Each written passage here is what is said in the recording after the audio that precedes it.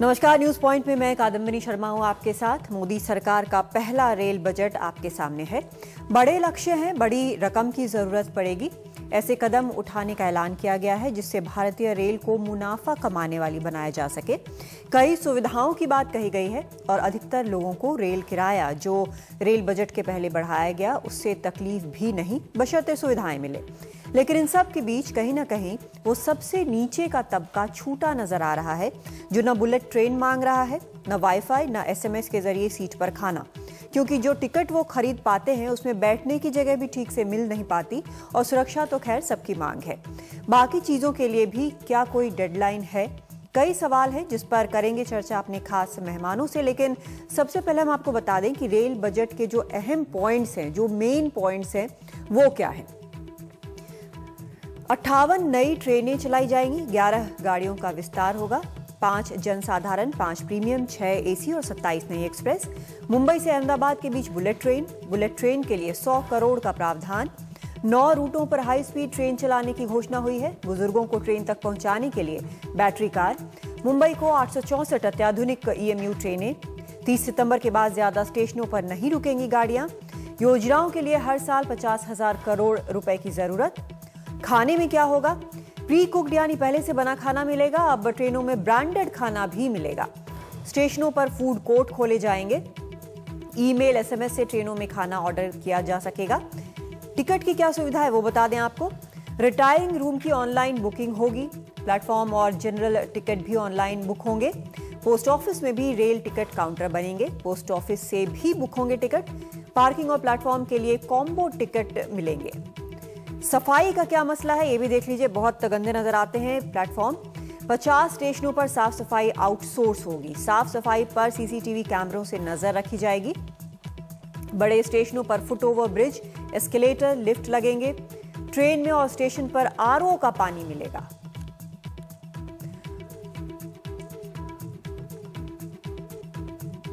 सुरक्षा के क्या इंतजाम किए गए हैं? काफी अहम ये मसला है। महिला सुरक्षा के लिए 4,000 महिला कांस्टेबल्स को अपॉइंट किया जाएगा। आरपीएफ के लिए 17,000 सुरक्षा बलों की जल्द भर्ती होगी और रेलवे सुरक्षा कर्मियों को मोबाइल फोन दिए जाएंगे। स्टेशनों के चारों ओर दीवार बनाने की भी योजना है। तकनीक के मामले में भी आपको हम बता दें क्या कुछ होगा। अगले 5 साल में रेलवे पूरी तरह से कंप्यूटराइज्ड हो जाएगा। राजधानी शताब्दी में वाईफाई सुविधा होगी। ऑनलाइन बुकिंग क्षमता प्रति मिनट 7,200 टिकट होगी। फीस देकर ट्रेनों में यात्री वर्क स्टेशन इस्तेमाल कर सकेंगे।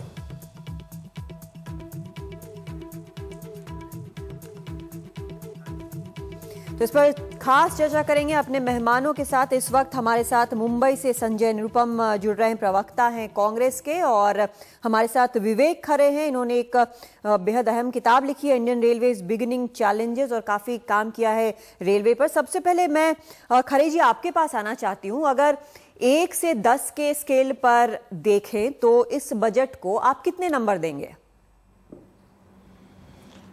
मैं 7 नंबर दूंगा। 7 नंबर? हाँ। इसकी इतनी आलोचना हो रही है, पूर्व जो मंत्री हैं वो आलोचना कर रहे हैं, संजय निरुपम आपको बता देंगे वो भी आलोचना कर रहे हैं कि इसमें ऐसा कुछ नहीं है जो कि इमीडिएट सुविधा दे सके। 7 नंबर किस बेसिस पर? ऐसा एक तो इसमें हवा महल बहुत कम किया है। हाँ। आप पिछले 30-40 साल के रेल बजट का आकलन करेगी तो जितनी घोषणाएं हुई उसमें से 10 या 15% काम हो पाए। हाँ। तो इन्होंने इस बार हवा महल दिखाने का बहुत कम काम किया है। राजनीतिक पार्टी है इसलिए कई नई गाड़ियां छोड़ने का तो घोषणा हो चुकी है, लेकिन न उतने डब्बे हैं न ट्रैक खाली है। देखेंगे आगे क्या होता है। बाकी चीजों में उन्होंने ये जो चाहिए, महिला सुरक्षा, ड्रिंकिंग वाटर, खाने का और साफ सुथरापन, जो पैसेंजर का कंसर्न पूरे देश भर में हर तबके के पैसेंजर का ये कंसर्न है, उसको अच्छी तरह से एड्रेस करने की पहल की है। अच्छा। अभी ये कितना तक इसको कर पाएंगे वो आगे के भविष्य में देखा जाएगा। उसी वक्त उसके और भाष्य भी करेंगे। हवा महल कम किया है ऐसा आप कह रहे हैं, लेकिन जो ये खासकर बुलेट ट्रेन की बात है उस पर कई सवाल उठ रहे हैं, क्योंकि एक बुलेट ट्रेन पर करीब 60,000 करोड़ का खर्चा आएगा ऐसा बताया जा रहा है। बिल्कुल आएगा, मेरा मानना है उससे ज्यादा आएगा। हाँ। अगर आपको एलिवेटेड ट्रैक तैयार करना है, क्योंकि इतना 100 मीटर चौड़ी और वो भी स्ट्रेट जमीन, बंबई से अहमदाबाद तक, अगर जमीन पर इसको कंस्ट्रक्शन करेंगे तो 50 से 60 करोड़ रुपए पर किलोमीटर खर्चा आएगा, लैंड एक्विजिशन कॉस्ट छोड़कर। और एलिवेटेड अगर आप करोगे तो उसको कम से कम 200 से 220 करोड़ रुपए पर किलोमीटर खर्चा आएगा। खरे जी, लेकिन सवाल ये उठाया जा रहा है कि आखिर इसकी जरूरत क्या थी? इसके जगह कुछ और राजधानी चला लेते, कुछ और ट्रेनें चला लेते। बुलेट ट्रेन की जरूरत क्या है? इसके प्रैक्टिकल एप्लीकेशन पर सवाल है। संक्षिप्त में मैं कहूंगा आपको, जो बैलगाड़ी में भी बैठ नहीं पा रहा वो शायद जंबो जेट उड़ाने का सपना देख रहा है। वो सपना देखना कोई गलत नहीं है। हाँ। लेकिन उसको कहां तक हम अमल कर पाएंगे, हाँ। देश की फिलहाल की आर्थिक स्थिति को देखते हुए और रेलवे की आर्थिक स्थिति को देखते हुए, ठीक है, मैं ये मानता हूं अगर अगले 5-7 साल में हम रेलवे की बेसिक हालत को सुधार सके तो उसके बाद बुलेट ट्रेन 1 नहीं 10 जगह का प्रयास करो, कौन ना बोलता उसको। सही बात है, कौन ना बोलता है, सही बात है। पैसों की लेकिन काफी जरूरत पड़ेगी। यहाँ पर नलिन कोहली भी हमारे साथ आ गए हैं और प्रवक्ता हैं बीजेपी के। लेकिन पहले संजय, मैं आपसे जानना चाहती हूँ, आपसे भी पहला सवाल वही कि 1 से 10 के स्केल पर आप कितना दे रहे हैं इस बजट को? देखिए, अभी खरे जी ने 10 में से 7 नंबर दिए और वो आपने पूछा कि क्यों 7 नंबर दे रहे हैं, तो उन्होंने कहा इसमें हवा महल नहीं है। और बाद में खुद ने स्वीकार किया कि बुलेट ट्रेन से बड़ा कोई हवा महल नहीं होता। उसके लिए 3 नंबर काटे हैं। अब बुलेट ट्रेन देखिए, इस रेल बजट में चाहे बुलेट ट्रेन का आइडिया हो, चाहे बुलेट ट्रेन का आइडिया हो या वाईफाई का आइडिया हो या कंप्यूटराइजेशन का आइडिया हो, सारी चीजें ऑन गोइंग प्रोजेक्ट्स हैं। एक अरसे से रेलवे इन सब चीजों पे काम कर रहा है। कहीं पर वायबिलिटी होती है तो आगे बढ़ जाते हैं, कहीं वायबिलिटी नहीं होती है तो काम नहीं हो पाता। बड़ा विषय यह है कि पूरे रेलवे को जो उन्होंने पीपीपी मॉडल में लाने का प्रयास किया है वो बहुत खतरनाक होगा। एक छोटा सा उदाहरण देता हूं। हमारे रेल मंत्री महोदय ने आज घोषणा की है कि जितने भी कोई 50 स्टेशन ऐसे होंगे महत्वपूर्ण स्टेशन, वहां पे एस्केलेटर और ओवरब्रिज पीपीपी मॉडल पे बनाएंगे। जब पीपीपी मॉडल पे बनेगा तो उसका अलग से टोल टैक्स लगेगा, उसकी अलग से टिकटिंग होगी।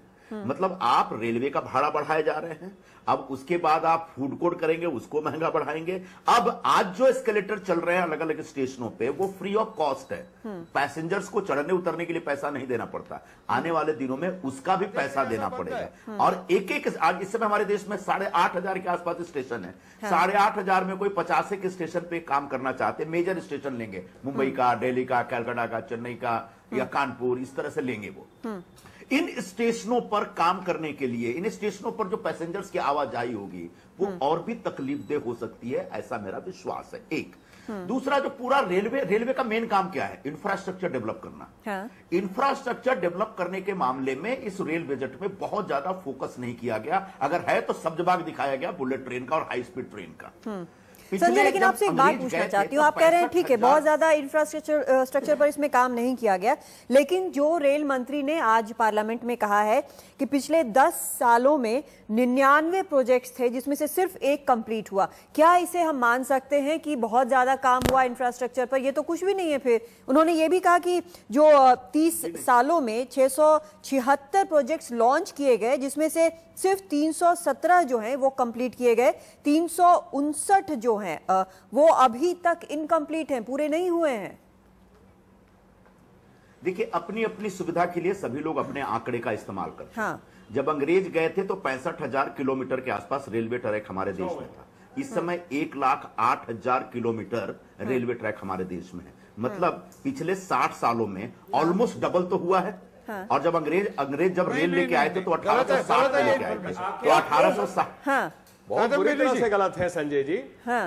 अंग्रेज जब थे तो 54,000 छोड़ के गए थे 1951 में, उसमें 11,000 किलोमीटर पिछले 67 साल में जोड़े गए हैं। चीन ने पिछले 7 सालों में 16,000 जोड़े हैं और 164 किलोमीटर प्रति वर्ष का एवरेज रहा है। तो मैं ये फिगर आपको बता रहा हूं, वैसे अगर आपको ना हो तो एनडीटीवी के वेबसाइट पे भी मैंने इसे पढ़ा। आपके रेल बजट का एक मिनट, आपके रेल बजट का आज का फिगर ये बताता है कि 1 लाख किलोमीटर के आसपास ट्रैक्स हैं हमारे यहाँ, और वो 1 लाख ट्रैक्स का मतलब हुआ है 60,000 अंग्रेजों ने बनाया था और उसमें 40-45,000 हमने का फिगर मैं दे रहा हूँ। मैंने तो सारे रेलवे ट्रैक नापे नहीं है जाकर के। रेल संजय जी मुझे प्रोजेक्ट्स का बता दीजिए, प्रोजेक्ट्स का मुझे बता दीजिए। जो 99 प्रोजेक्ट जो इनकम्प्लीट रहने की बात यहाँ पर आज रेल मिनिस्टर ने की है, क्या उसको हम बोल सकते हैं कि इंफ्रास्ट्रक्चर बड़ा डेवलप हो गया है?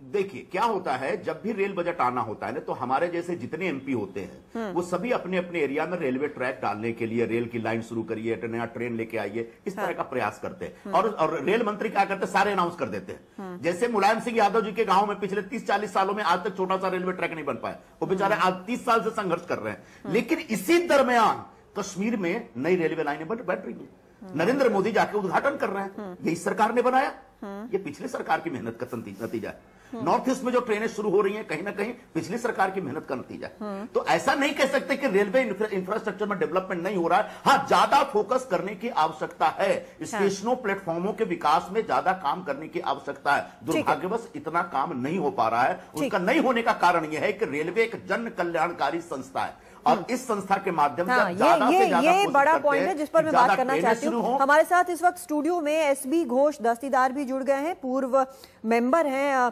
रेलवे बोर्ड के। सर, यहाँ पर अभी मैंने जो हमारे दोनों गेस्ट हैं, हालांकि ये सवाल मैं नलिन से नहीं पूछूंगी क्योंकि वो 10 में 10 देंगे, मैंने पूछा था कि 1 से 10 के स्केल में आज के रेल बजट को आप कितना नंबर दे रहे हैं। संजय ने अपना नंबर नहीं बताया। संजय, एक बार जल्दी से आप बता दें अगर।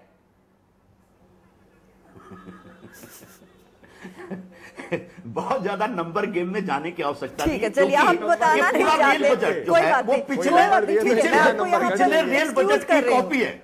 हाँ, देखिए मैंने कहा bullet train FDI PPP model है, 3 चीजों को छोड़ दे तो इस रेल बजट में नया कुछ भी नहीं है। आप क्या इसको 0 दे रहे हैं? तो अब इसमें कौन सा नंबर देंगे आप?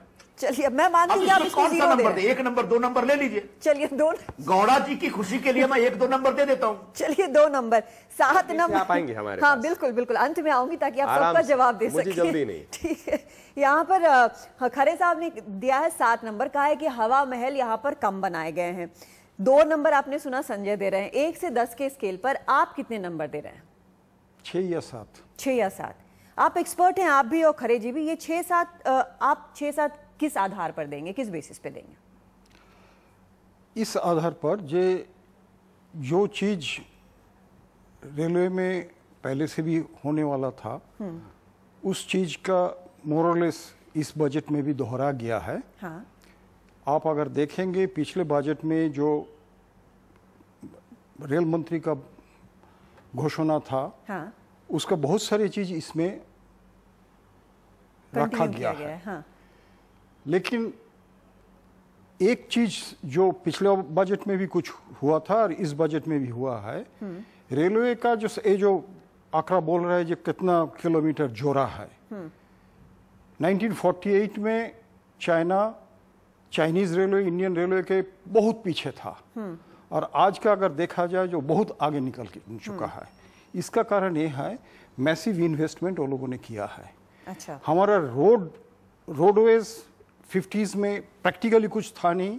Both state government central government huge investment, lakhs and lakhs of crore खर्चा किया है। रोड आज बहुत बढ़िया बन गया है। There is a need for massive investment in railways. यानी कि आप ये कह रहे हैं कि जो एफडीआई की बात की जा रही है, पब्लिक प्राइवेट पार्टनरशिप की बात की जा रही है, इसमें ये जरूरी था, इसके अलावा कोई ऑप्शन नहीं था? ये तो जरूरी था, इसमें से सिर्फ जरूरी नहीं है। हाँ। मेरा मेन रेलवे का जो मेन प्रॉब्लम है आज बहुत सारे साल से, इसका एक ही कारण है, जे पैसेंजर फेयर जो है it is the lowest in the whole world. Even communist China's passenger fare is 5 to 6 times more than Indian railways. 2 दिन पहले मैंने बांग्लादेश रेलवे घूम के आए हूँ, उसमें वो लोग हमारा डबल फेयर चार्ज कर रहा है और फिर भी चार्ज करने के बाद भी वो 50% खर्चा उठा पा रहा है। दैट मीन्स उसका ऑपरेटिंग रेशियो 200 है। इंडियन रेलवे में पिछले साल year before last 30,000 crore cross subsidy करना पड़ा फ्रेट से। और ऐसा अगर करेंगे, एक तो इनडायरेक्ट टैक्सेशन के टाइप बढ़ रहा है। हाँ। और हमारा एक्सपेक्टेशन है हम जनरेट करेंगे सरप्लस और उससे एक्सपेंड करेंगे, पॉसिबल नहीं है। ठीक है, एक क्विक सवाल मैं करना चाहती हूँ खरे जी आपसे। क्या आपको भी ये लगता है कि हमारे जो रेल फेयर्स हैं बहुत कम हैं, जैसा बार बार कहा जाता है? अभी मैंने 2 दिन पहले फ्रेज ये सुना है, माइंडलेस पॉपुलिज्म जो किया गया है उसके कारण। क्या ये फेयर्स जो हैं, ये किराए जो हैं, यात्री भाड़ा जो है, क्या वो बहुत कम है? आपको लगता है और बढ़ाना चाहिए? मैं एक आपको क्विकली पहले इसमें भी मैंने दिखाया था। हाँ। अगर आपकी मैं एक कागज दिखाना चाहता हूं जो बंबई से, जो देश की राजधानी है, हाँ। वहां की बसेस का और लोकल का, हाँ। मंथली और क्वार्टरली अगर जूम कहें आप कैमरामैन, हाँ।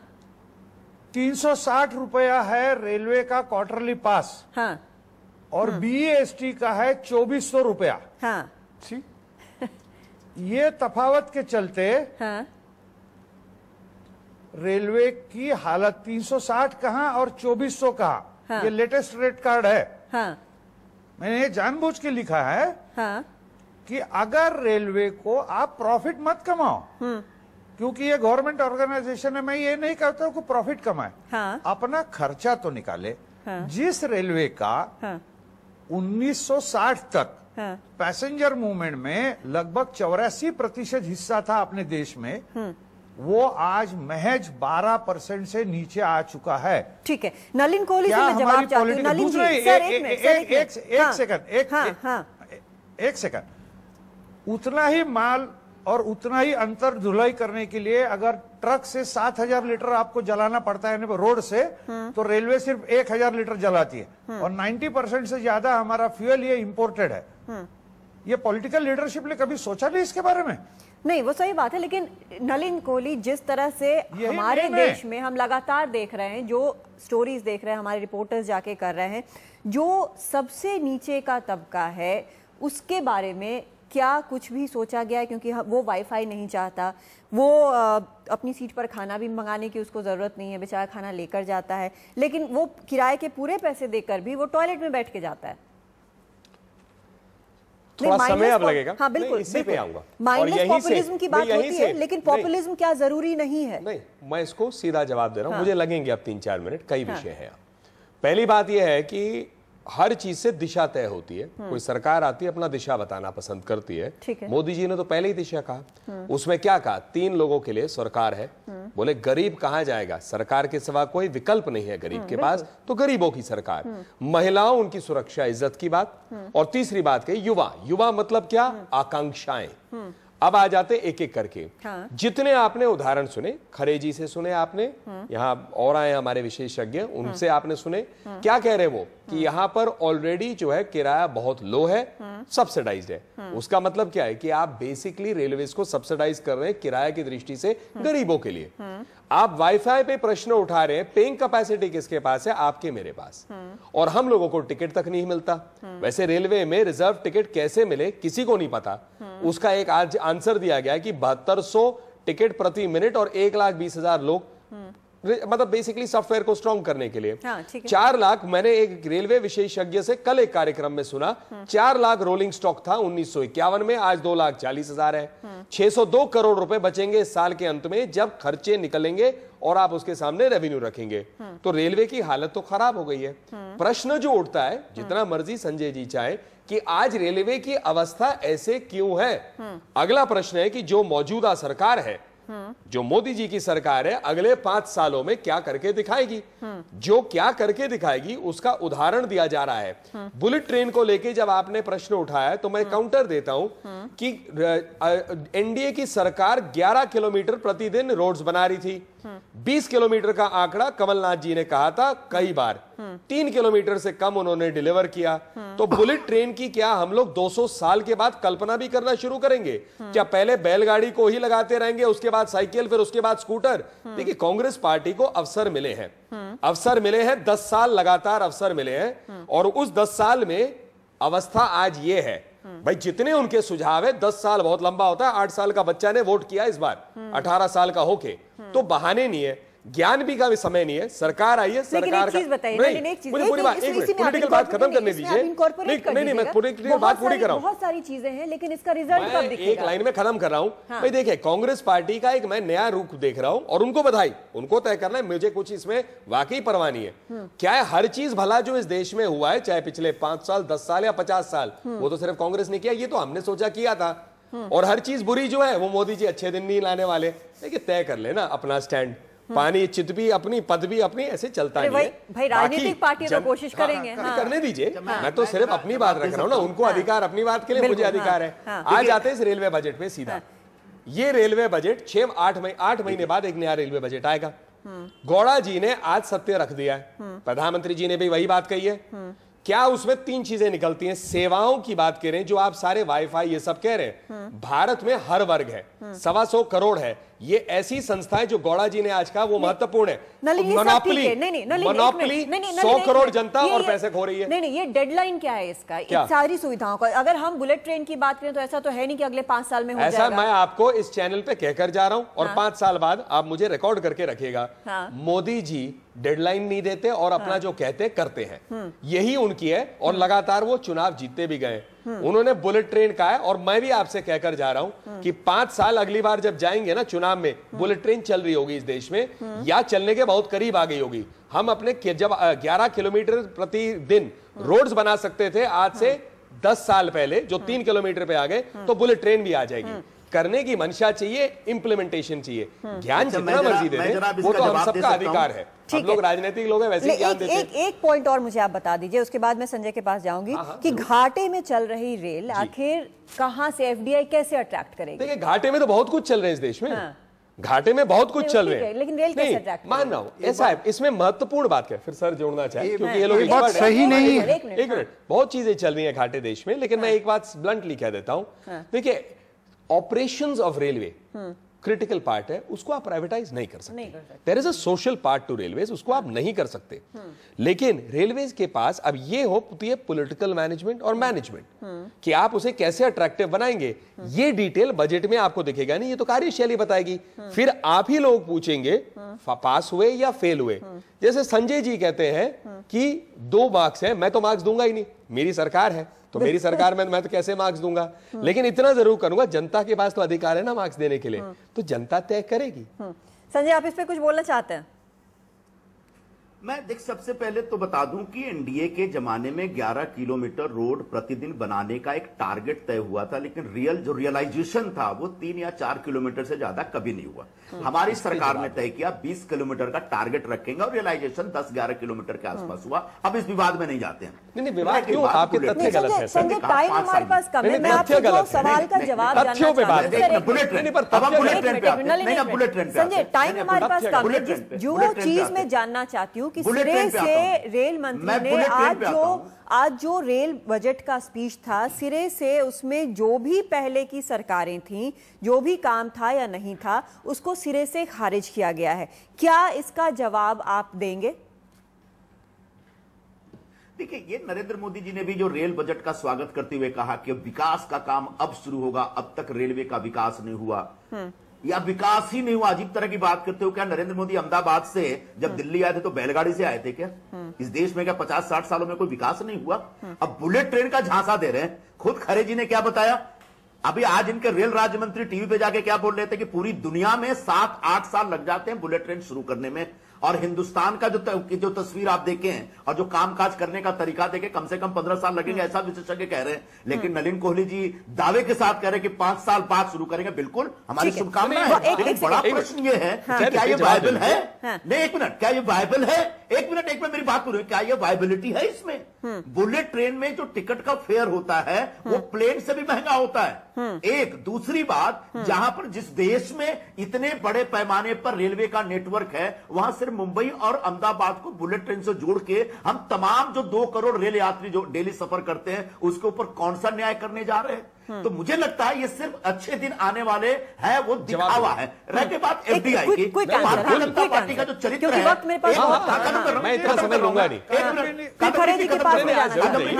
तो पहली बात है, तथ्यों की बात है। एक मिनट, आखिरी बात, एफडीआई ये भारतीय जनता पार्टी का अपना चरित्र है। जब वाजपेयी जी प्रधानमंत्री थे तो भी विनिवेश के जरिए ही देश को चलाने का काम किया।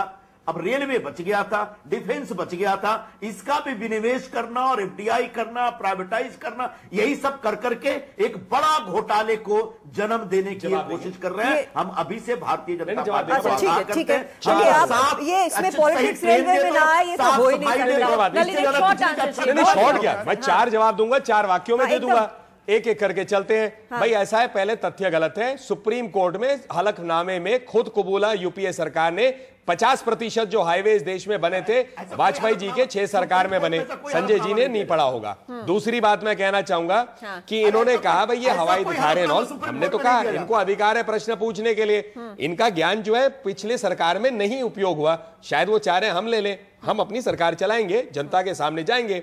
आखिरी बात इन्होंने जो कहा बड़ा घोटाले का, मैं आपको ये भी दावे के साथ चैनल पे कह रहा हूं, वाड्रा मॉडल नहीं चलेगा। मैं आपको 100% कह रहा हूं, गारंटी के साथ। ठीक है, अब छोटा सा ब्रेक लेना बहुत जरूरी है। ब्रेक लेने के बाद हम लौटते हैं। जवाब हम सुनेंगे ब्रेक लेने के बाद, लेकिन ये नहीं डिरेल मत करिए इस बहस को प्लीज। एक छोटा सा ब्रेक ले रहे हैं।